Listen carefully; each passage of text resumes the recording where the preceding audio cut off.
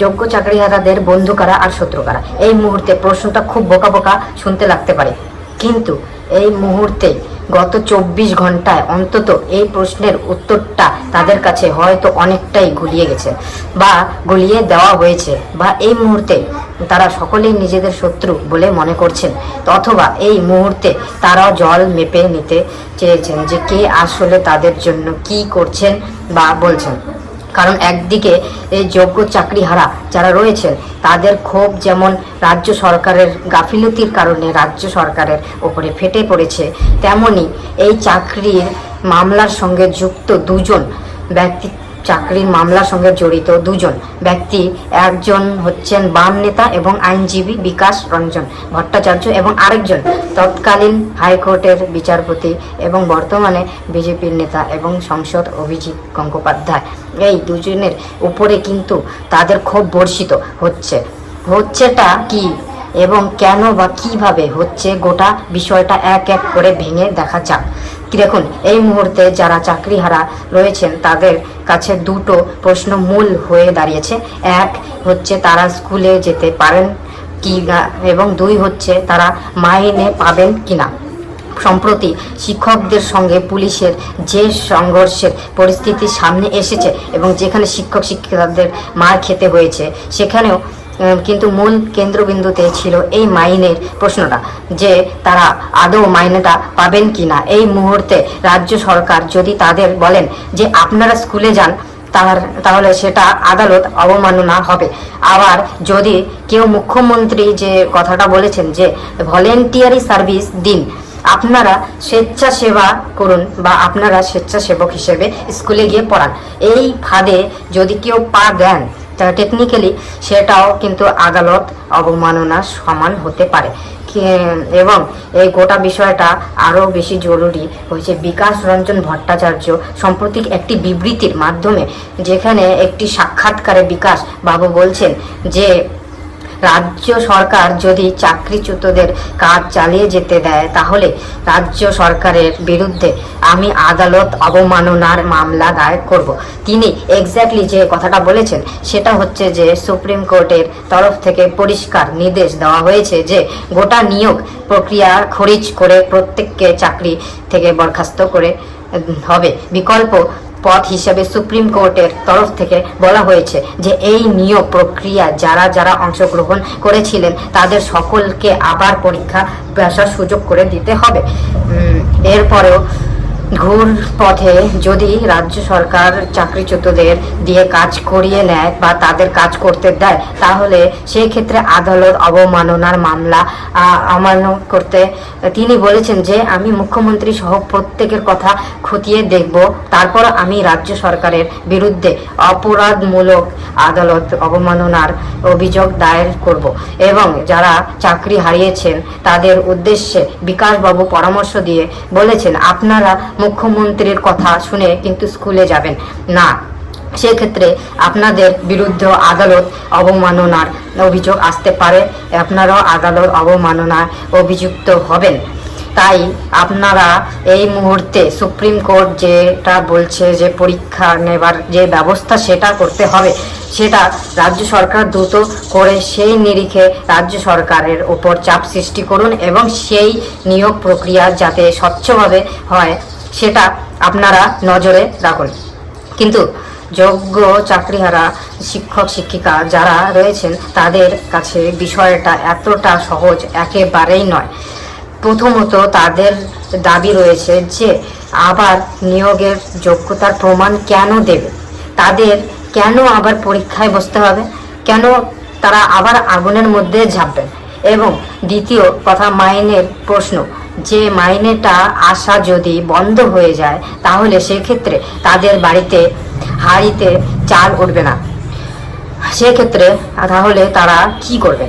কিন্তু বিকাশ রঞ্জন ভট্টাচার্য যে কথাটা বলেছেন যে সেটা হচ্ছে হয়তো তুমি কোর্ট থেকে আলাদা অর্ডার নিয়ে আসো, না হলে আমি যদি এই রকম এই কন্ডিশন চলতে থাকে দেখি তাহলে আমাকে আদালত অবমাননার মামলা করতে হবে।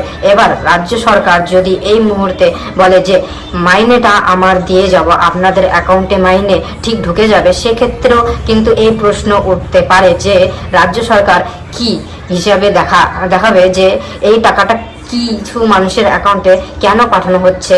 কাজটাই যদি না থাকে, তারা কাজ করছেন না, কাজের জায়গাটাই যদি বন্ধ হয়ে যায়, তাহলে কি হিসাবে এই টাকাটা তাদের অ্যাকাউন্টে যাচ্ছে। বিকাশ রঞ্জন ভট্টাচার্য এখানে যে লাইনটা নিয়েছেন, সেখানে তার প্রত্যক্ষ রাজ্য সরকার, কিন্তু এখানে ক্যাজুয়ালিটি করা এই লড়াইয়ে সব থেকে বেশি ক্ষতিগ্রস্ত হবেন কারা? ডিবেটেবল, যথেষ্ট তর্কের বিষয়। এই বিষয়টা নিয়ে আদালত অবমাননার একটা মামলা কিন্তু অলরেডি দায়ের হয়েছে, এবং সেই হিসেবে মধ্যশিক্ষা পরিষদের সভাপতি, এসএসসি চেয়ারম্যান, শিক্ষা দপ্তরের সচিব এবং শিক্ষা দপ্তরের চেয়ারম্যানকে অলরেডি আইনি নোটিশ পাঠানো হয়েছে আদালত অবমাননার। জানা যাচ্ছে এই মামলার বিষয়বস্তু হচ্ছে যে সুপ্রিম কোর্টের নির্দেশে বেশ কিছু শিক্ষক এবং শিক্ষাকর্মী যাদের চাকরি চলে গেছে, তারা কিন্তু এরপরেও স্কুলে যাচ্ছেন। কি করে তারা স্কুলে যাচ্ছেন? তাহলে সুপ্রিম কোর্টের নির্দেশ কার্যকর করা হচ্ছে না কেন? এই ভিডিওতেই কিন্তু মামলাটা করা হচ্ছে এবং এই অভিযোগে কিন্তু আইনি নোটিশ পাঠানো হয়েছে আধিকারিকদের। জানা যাচ্ছে যে এই মামলা যারা করছেন, সেই মূল মামলাকারীদের মধ্যে কিন্তু ববিতা বিশ্বাস রয়েছেন এবং মামলাকারীদের আইনজীবী হিসেবে লড়ছেন ফিরদৌস শামীম এবং গোপা বিশ্বাস। আপনারা সকলেই জানেন ফেরদৌসী শামীম তিনি কিন্তু বাম রাজনৈতিকের সঙ্গে যুক্ত রয়েছেন। এবার হতে পারেন তিনি নিজেই মামলা এগিয়ে নিয়ে যাচ্ছেন বা বিকাশ বাবু ইন্ধনে এই মামলার এগোচ্ছেন। এরপরে আসছেন দ্বিতীয় ব্যক্তি বা দ্বিতীয় অ্যাঙ্গেল, অভিজিৎ গঙ্গোপাধ্যায়। এবার এখনো দুই ভাগ রয়েছে, এক হচ্ছেন ব্যক্তি অভিজিৎ গঙ্গোপাধ্যায়, আরেক হচ্ছেন বিজেপি পরিচালিত বিজেপি সংসদ অভিজিৎ গঙ্গোপাধ্যায়। তার এই দুটো সত্তার কথা কিন্তু এখানে রয়েছে। প্রথম যখন এই ইস্যু উঠে আসে, এই নিয়ে কথাবার্তা হচ্ছে, সেই সময় ব্যক্তি অভিজিৎ গঙ্গোপাধ্যায়কে অভিজিৎ বাবু বাইরে নিয়ে আসতে চান। তিনি এই মুখ্যমন্ত্রীকে দিদি বলে সম্বোধন করেন এবং তিনি বলেন দল মত নির্বিশেষে একটা কমিটি তৈরি করা উচিত, এই ক্রাইসিস থেকে বেরোনোর একটা সমাধান বের করা উচিত, সবাইকে ভাবতে হবে। একটি বিতর্ক সভায় শিক্ষামন্ত্রী ব্রত বসুকে অ্যাপ্রোচ করার পর তিনি রাজি হন যে মুখ্যমন্ত্রী এই মর্মে এই চিঠি দেবেন এবং এই চিঠি ব্রত বসুর সঙ্গে দেখা করে ব্রত বসুর হতে তিনি তুলে দেবেন মারফত। এই চিঠির মুখ্যমন্ত্রীর কাছে যারা কিন্তু তারপরে বেশ কিছু ঘটনা ঘটে এবং ফাইনালি অভিজিৎ গঙ্গোপাধ্যায় সেই চিঠি সর্বমক্ষে মিডিয়ার সামনে ছিঁড়ে ফেলে দেন এবং তিনি যুক্তি দেন যে কসবায় শিক্ষকদের উপরে পুলিশের যে অত্যাচার নেমে এসেছে বা পুলিশ যে লাঠি চার্জ করেছে, লাঠি মেরেছে, এই ঘটনার প্রতিবাদে তিনি আর দেখা করতেন যাচ্ছেন না শিক্ষামন্ত্রীর সঙ্গে এবং সেই কারণেই তিনি এই চিঠি ছিঁড়ে ফেলে দিয়েছেন এবং এটাই তার প্রতিবাদ। কিন্তু ততক্ষণে আরেকটি খবর বিভিন্ন সংবাদ মাধ্যমে উঠে আসতে শুরু করেছে, আর সেটা হচ্ছে ব্যক্তি অভিজিৎ গঙ্গোপাধ্যায় এইভাবে একটা কোন সিদ্ধান্ত নিয়ে কোন কিছু করতে পারবেন না, তাকে তার পার্টি লাইন মানতে হবে। বিজেপির তরফ থেকে যে পার্টি লাইন সামনে রাখা হয়েছে এই ইস্যুতে, সেটা মেনে তাকে এগোতে হবে, তা না হলে ফল মোটেই ভালো হবে না। তাই কেন মতে সেই চিঠিটা ছিঁড়ে দিয়ে একটা মোটামুটি যুক্তি তিনি সেই জায়গাটা থেকে বেরিয়ে আসতে পারছেন। একটি খবর সামনে উঠে আসছে যেখানে বলা হয় বিজেপি সূত্রে খবর যে আগ বাড়িয়ে অভিজিৎ গঙ্গোপাধ্যায় এই যে এরকম একটা সিদ্ধান্ত নিয়েছেন যে তিনি মুখ্যমন্ত্রীকে চিঠি দেবেন, শিক্ষামন্ত্রীর সঙ্গে দেখা করবেন, এই বিষয়টা বিজেপি নেতৃত্ব কিন্তু মোটেই ভালো চোখে দেখেননি এবং সে সম্পর্কে তাকে অবগত করা হয়েছে। তার কারণ বিজেপি এই ইস্যুতে রাজ্য সরকারের সঙ্গে আচ্ছা ঠিক আছে আসুন বসুন দেখছি কথা বলছি এই জায়গাটায় যেতে রাজি নয়। তারা প্রথম থেকে রাজ্য সরকারকে তুলোধনা করছে এবং যে মুখ্যমন্ত্রীকে এই ঘটনার জন্য বিজেপি দায়ী করছে, সেই মুখ্যমন্ত্রীকে বিজেপির একজন সদস্য চিঠি দেবেন যে আপনি দেখুন কি করা যেতে পারে। এই বিষয়কে ব্যাপারটা বিজেপি একেবারে মেনে নেয়নি। মনে মানে বিষয়টা হচ্ছে একটা বিজেপির জন্য ওয়াজ আনাদার পলিটিক্যাল মুভমেন্ট, যেখানে বিজেপি বিরোধিতা করতে পারবে, এটাকে একটা ইস্যু করতে পারবে, সেই জায়গাটা সেই সুযোগটা অভিজিৎ গঙ্গোপাধ্যায় কিন্তু মোটামুটি ভেজোতে দিচ্ছেন। সেই কারণে বিজেপি ভালো চোখে দেখেনি, কিন্তু তারপরে এই আন্দোলন থেকেও আরজিকর আন্দোলনের মতো বিজেপিকে বাদ যদি পড়তে হয় সেটাও একটা ব্যাপার। তো আরজিকর আন্দোলনের মতো এই আন্দোলনেও বিজেপির ঢোকা যাতে একেবারে নিষিদ্ধ না হয়ে যায় এবং প্রথম থেকে বিজেপির উপস্থিতি যাতে বজায় থাকতে পারে, সে কারণে আবার বিজেপি পরিচালিত সংসদ অভিজিৎ গঙ্গোপাধ্যায়কে বিজেপির তরফ থেকে এগিয়ে দেওয়া হয়। এবং এখানেই আসে সেই দ্বিতীয় ঘটনা, যেখানে দেখা যায় যে এই অভিজিৎ গঙ্গোপাধ্যায় চাকরি হারাদের আন্দোলনের মঞ্চে গেছেন এবং সেখানে তিনি যাওয়ার পর তাকে গো ব্যাক স্লোগান শুনতে হয়েছে। বিষয়টা কি হয় না, গাড়ি দাঁড়িয়েছিল, সেই গাড়ির উপরে ওঠার চেষ্টা করছেন অভিজিৎ গঙ্গোপাধ্যায়, তাকে বাধা দেওয়া হয়। কিছু ব্যক্তি যারা নিজেদের চাকরিহারা বলে দাবি করেছিলেন তারা অভিজিৎ গঙ্গোপাধ্যায়কে বলেন যে আমরা কোনো রাজনীতিকে প্রবেশ করতে দিতে চাই না, আপনাকে এই গাড়িতে উঠতে হবে না। কিন্তু অভিজিৎ বাবু তার সেই গাড়িতে ওঠেন, সেই গাড়ির ওপর থেকে বক্তব্য রাখেন এবং যে মুহূর্তে তিনি বক্তব্য রাখতে শুরু করেন গো ব্যাক স্লোগান উঠতে থাকে, চারিদিকে থাকে। এরপর অভিজিৎ গঙ্গোপাধ্যায় সেই গাড়ির থেকে নেমে চলে যান, বা বলা ভালো তার নিরাপত্তা রক্ষীরা রীতিমতো তাকে নিয়ে চলে যান। এই গোটা বিষয়টা নিয়ে অভিজিৎ গঙ্গোপাধ্যায় পরে বিবৃতি দিয়ে বলেন যে গো ব্যাক স্লোগান আমি শুনতে পারবো না, পাইনি। সাংবাদিকদের তিনি বলেন আপনারা যখন বলেছেন তখন মেনে নিচ্ছি গো ব্যাক স্লোগান দেওয়া হচ্ছে। ছুড়ে ফেলে দেওয়া এসসিআইসি সিপিআইএম তারা চলে আসে এবং আন্দোলনটাকে ক্যাপচার করার চেষ্টা করে, তারাই গো ব্যাক স্লোগান দেয় এবং আন্দোলনটা তাদের মনোপলি অর্জিতরের এই মেয়েটির জন্য যে আন্দোলন হয়েছিল সেখানেও আমি গিয়েছিলাম, সেখানেও আমাকে এইরকম গো ব্যাক স্লোগান দেওয়া হয়েছিল, কিন্তু তাতে কিছু আসে যায় না। বা ওরা গো ব্যাক স্লোগান দিয়েছে তাতে কি হয়েছে, ওরা স্লোগান দিতেই পারে, কিন্তু সে কথা তো আমি শুনবো না, না এতে কিছু যায় আসে না। আমি এই আন্দোলন মঞ্চে আসবো, আমি থাকবো, আমি তো রাত 12টা পর্যন্ত ও থাকবো। এবার এইখানে এই সবটাই ঠিক আছে, তার মতামত, তার বক্তব্য, এটাই টেকনিক্যাল বিষয়। যে গো ব্যাক স্লোগান তিনি শুনতে পারেনি, এটা তার বক্তব্য রাখছিলেন একেবারে তার সামনেই তার স্বরে চিকিৎসা করে এই গো ব্যাক স্লোগান যে দিচ্ছিল তা। এবার এইখানে দেখুন, আন্দোলন মঞ্চে বিজেপিকে ঢুকতে না দেওয়ার ক্ষেত্রে রাজনীতিকে প্রবেশ করতে দিতে চায় না, বিজেপিকে ঢুকতে দিতে চায় না, এই যে কথাবার্তাগুলো হচ্ছে খুবই ইন্টারেস্টিং। খেয়াল করে দেখবেন যে বিজেপির অন্য কোন নেতা, শুভেন্দু অধিকারী, সুকান্ত মজুমদার এবং কোন নেতা কিন্তু এখনো পর্যন্ত আন্দোলন মঞ্চের কাছাকাছি যিনি যাননি, গেছেন অভিজিৎ গঙ্গোপাধ্যায়কে কেন এগিয়ে দেওয়া হয়েছে? কারণ এই চাকরির মামলার সঙ্গে কিন্তু তিনিও যুক্ত ছিলেন, সেই কারণেই তাকে এগিয়ে দেওয়া হয়েছে। এবং এখানে আরেকটা খুব ইন্টারেস্টিং তথ্য সামনে উঠে আসছে, যেখানে বলা হয়েছে আগামী 21শে এপ্রিল একটি নবান্ন অভিযান হতে চলেছে। এই যে চাকরিহারা যারা, তারা একটি নবান্ন অভিযান করবে। এবার ঠিক এখানে বলা হয়েছে যে শুভেন্দু অধিকারীর তত্ত্বাবধানে এই নবান্ন অভিযান হতে চলেছে। খবর যেটা সামনে এসেছে সেটা হচ্ছে 2009 সালে থেকে নিয়োগ প্রক্রিয়ায় বঞ্চিত যারা রয়েছেন তাদের 12টি সংগঠন এই নবান্ন অভিযানের কথা ঘোষণা করেছেন।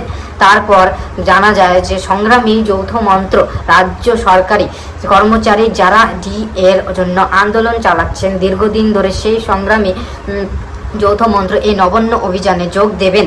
যে কথা তারা জানান তারই সঙ্গে জানা যায় যে শুভেন্দু অধিকারীর সঙ্গে চাকরিহারাদের একাংশ দেখা করেছেন বিধানসভায়। শুভেন্দু অধিকারীর এই অভিযানে যে তাদের পাশে থাকার আশ্বাস দিয়েছেন এবং তারই সঙ্গে এই চাকরিহারাদের একাংশ বিজেপির পরিষদীয় বলছে যে এই চাকরিহারাদের একাংশ এই আন্দোলনে থাকার কথা বলেছেন, রাজি হয়েছে এই অভিযানে থাকার জন্য।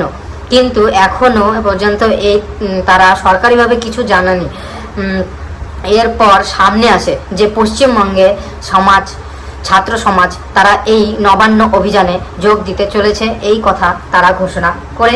এই পশ্চিমবঙ্গ ছাত্র সমাজ হচ্ছে সেই সংগঠন যারা আরজিকরের ঘটনা পরেও কিন্তু নবান্ন অভিযান করেছিল, এবং সেই সময় শুধুমাত্র শাসক দলের নয়, বিরোধী দলের তরফ থেকেও কিন্তু এই কথা সামনে রাখা হয়েছিল যে এই পশ্চিমবঙ্গ ছাত্র সমাজের পেছনে রয়েছে বিজেপি, বা বলা ভালো নন্দীগ্রামের বিজেপির বিধায়ক শুভেন্দু অধিকারী। তার তত্ত্বাবধানেই এই সংগঠন এই নবান্ন অভিযানটা করছে।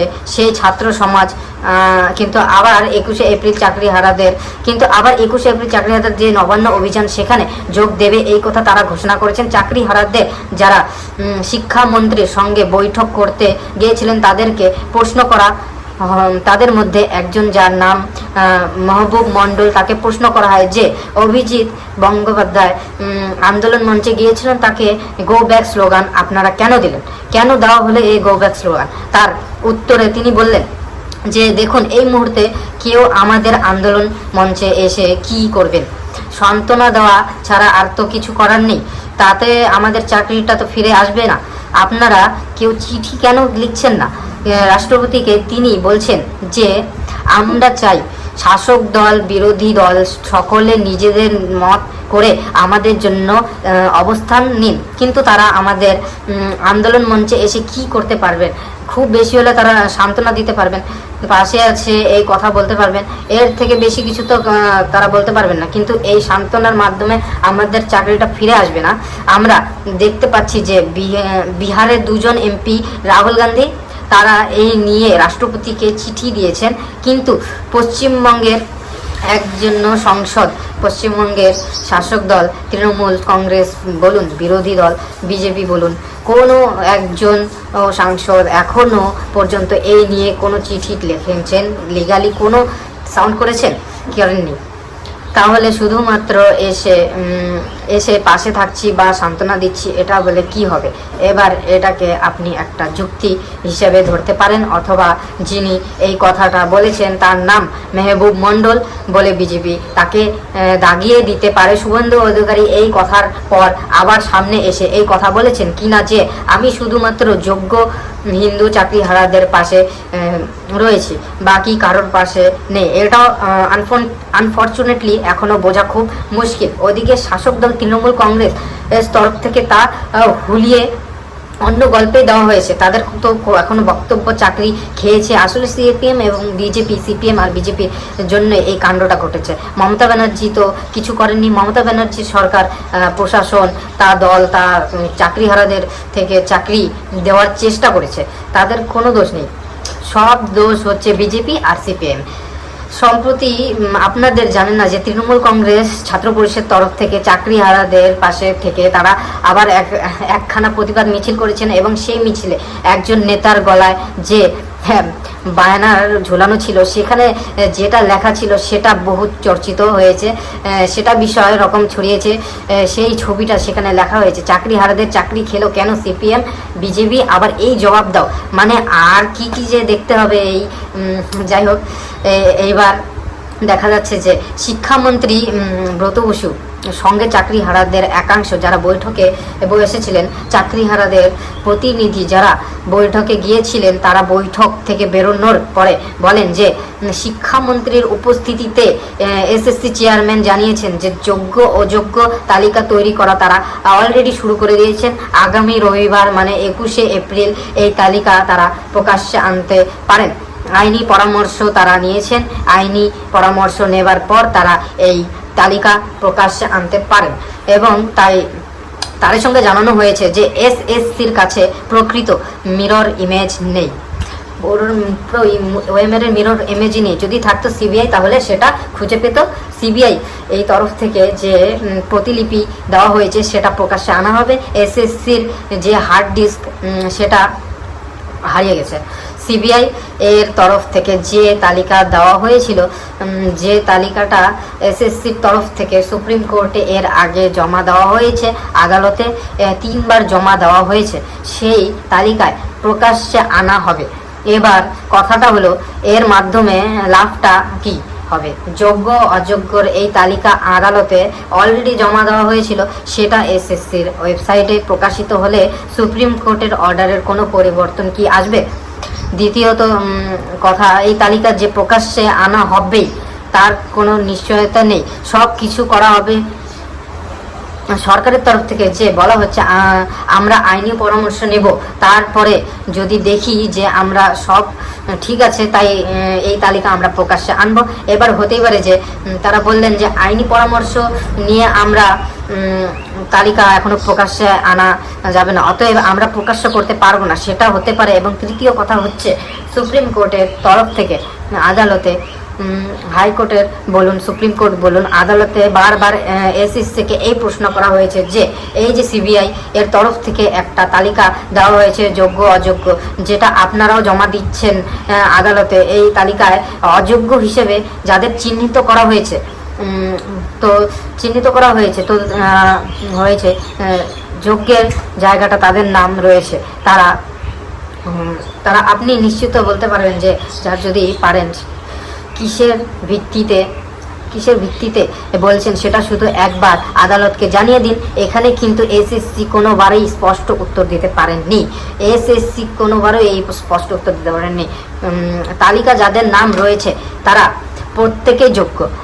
আমরা নিশ্চিত করে বলছি এই বিষয়টা এসএসসি কোনোবারই বলতে পারেননি, বরংবার তারা এটাই বলছে যে যোগ্যের তালিকায় যাদের নাম রয়েছে তারাই সকলে যে যোগ্য, এটা আমরা জোর দিতে নিশ্চিত করে বলতে পারবো না। আমরা তারই সঙ্গে রাজ্য সরকারের তরফ থেকে রিভিউ পিটিশনে যেটার কথা বলা হয়েছে, দেখুন রিভিউ পিটিশনে রাজ্য সরকার যে ফাইল করেছে, যেখানে রাজ্য সরকারের হাতে নতুন তথ্য এসেছে কি, যেটা সুপ্রিম কোর্টে তারা দিচ্ছে, যে সেটা যদি না হয়ে থাকে তাহলে কিসের ভিত্তিতে তারা রিভিউ পিটিশন ফাইল করেছেন, এবং রিভিউ পিটিশনের ভিত্তিতে নতুন যদি কিছু না থাকে, নতুন কোনো ইনফরমেশন প্রমাণপত্র যদি কিছু নাই থাকে, তাহলে সুপ্রিম কোর্ট সেই রিভিউ পিটিশন যদি আবারও খারিজ হয়ে যায় তখন রাজ্য সরকার কি করবে সেটা কিন্তু রাজ্য সরকার জানে না। শিক্ষামন্ত্রী ব্রত বসু পরিষ্কার বলেছেন যে এই রিভিউ পিটিশন আমরা সুপ্রিম কোর্টে দাখিল করছি, এবং যেটা যদি খারিজ হয়ে যায় তাহলে এরপরে কি রাস্তা আছে সেটা আমরা জানা নেই, কিন্তু সেটা তো পরের কথা। দেখুন এই মুহূর্তে এই চাকরিহারাদের এক্সপ্লয়েট করার সুযোগ প্রত্যেককে রাজনৈতিক দলের কাছে আছে, তারা প্রত্যেকে এই এক্সপ্লয়েটেশনটা পরের, কারণ বছর ঘুরলেই নির্বাচন, এবং নির্বাচনের আগে পলিটিক্যালি জুসি টপিক এই মুহূর্তে এই চাকরিহারাদের কি হবে, তাদের ভবিষ্যৎ কি হবে, তার থেকে অনেক বেশি মিষ্টি প্রশ্ন প্রত্যেকটা রাজনৈতিক দলের কাছে হচ্ছে এই ইস্যুটাকে কাজে লাগিয়ে আমি আবার ক্ষমতায় আসতে পারি কিনা, বা আমি শূন্য থেকে একটা প্রাসঙ্গিক জায়গায় পৌঁছতে পারি কিনা। আর এই যোগ্য চাকরিহারা যারা রয়েছেন তাদের কাছে গোটাটাই লাভ আর ক্ষতির অঙ্ক। এই মুহূর্তে তারা যদি কোনো একটা দিক বেছে নেন, কোন একটি রাজনৈতিক দলের ভরসা রাখতে চান বা কোন একটি রাজনৈতিক দলকে বেছে নেন, তাহলে সেই রাজনৈতিক দলের লাভ, যাকেই তারা বেছে নেবে তাদেরই লাভ। কিন্তু কোন দিকে গেলে বা কিসে এই যোগ্য চাকরিহারাদের লাভ, সেটাই তাদের এখন ভেবে চিনতে বের করতে হবে। সেই সিদ্ধান্তটাই নেবার সময় এসে গেছে, এবং এটা অত্যন্ত কঠিন একটি সিদ্ধান্ত তাদের জন্য। এই আজকের পর্ব এখানেই শেষ করছি। আপনাদের মতামত এই পর্ব সম্পর্কে অবশ্যই জানাবেন কমেন্ট করে। পরের দিন দেখা হবে আরেকটি বিষয় নিয়ে আলোচনা। নমস্কার, ভালো থাকবেন।